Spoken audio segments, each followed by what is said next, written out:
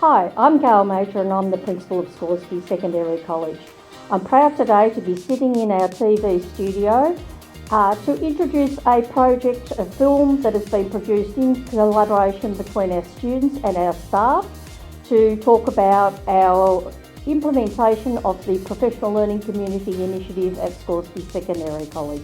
I like solving problems with my friends. Solving makes me think, and that's what I like.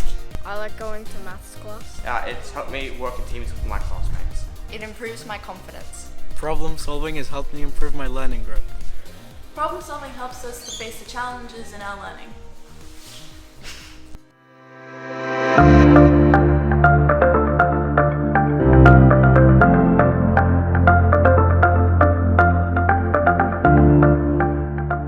So Donovan, we're here today to discuss professional learning communities.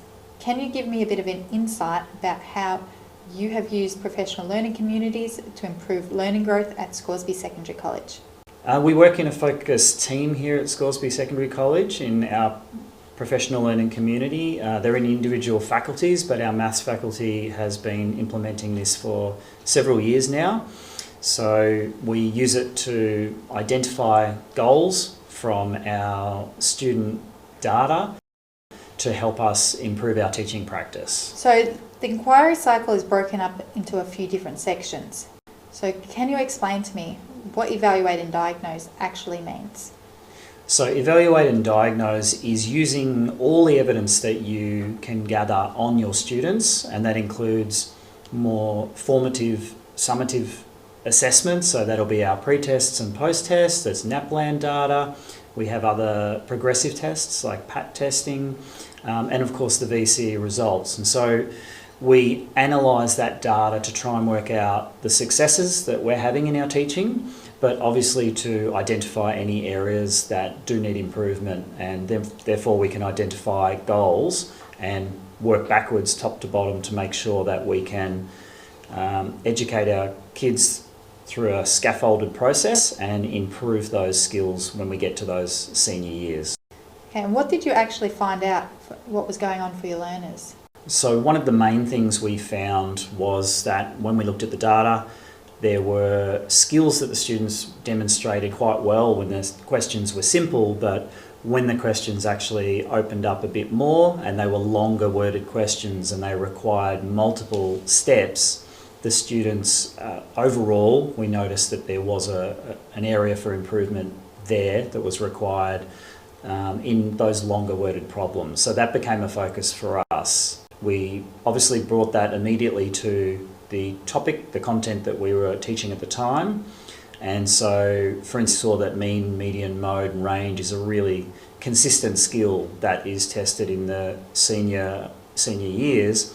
And we wanted to make sure that our students could navigate those questions that had longer worded problems, multiple steps, and that was how we identified some goals, evaluated the data we had, and then we could prioritise what we would put into place in our teaching. We need to make sure that what we're doing is measurable in the whole process, otherwise we're not going to really know whether we're being effective or not.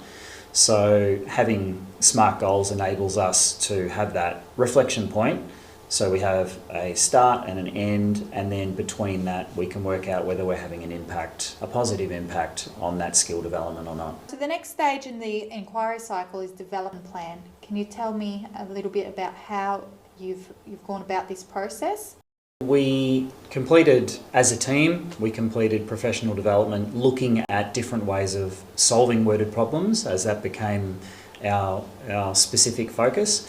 And we collaborated. There was lots of rigorous discussion around past experiences. Obviously the professional development came into play, and we did some peer observations, seeing how some of these strategies actually worked within the classroom setting, so that we could reflect on that as well. So with the professional learning, Donovan, what did you actually achieve from this?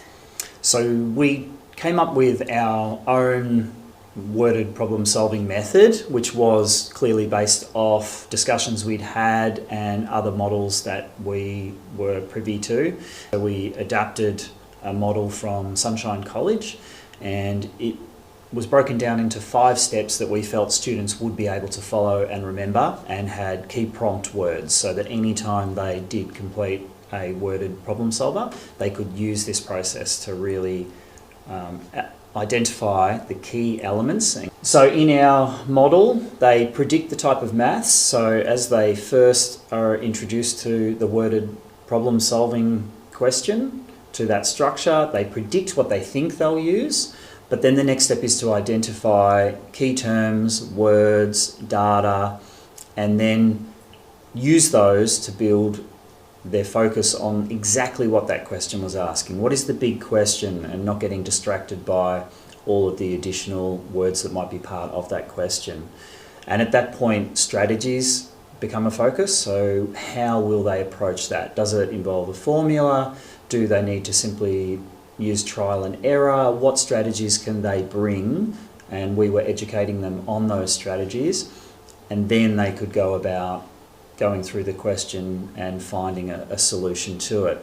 And then finally at the end, really crucially, reflecting on that process themselves. So did they find it a relatively straightforward worded problem? Were there some challenges there? Did they need to seek assistance from a peer or the teacher? Did they learn a new skill? So that was important so that they could reflect on the process itself as well and take that forward into their other units. How did you implement this into the classroom? So we developed a bank of resources of differentiated problem solvers, worded problem solvers that could be allocated to different ability. And that allowed students of coming from different strengths to build up their confidence in this process and obviously challenge themselves as well. So some students are getting extended into much higher, more complex skill and content, but still applying that same problem-solving method from these worded questions.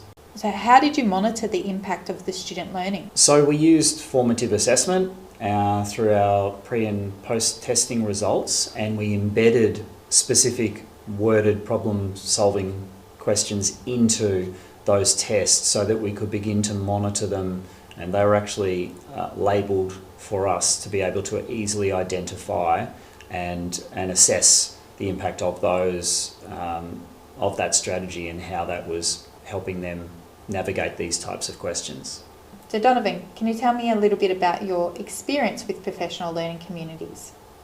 Well, I feel it's been a really valuable experience and journey, and getting people or teachers out of their comfort zones and actually working collaboratively together and being able to all work together towards one goal and getting that buy-in from everybody, including the students obviously at the end of the development of resources.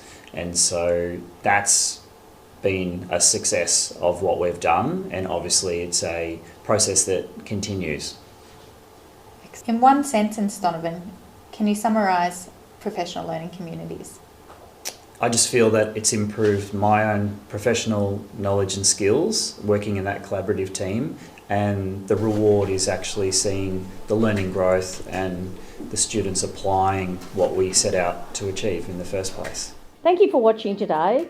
The film by Scoresby Secondary College students and staff is one way to actually show the implementation of PLCs in schools.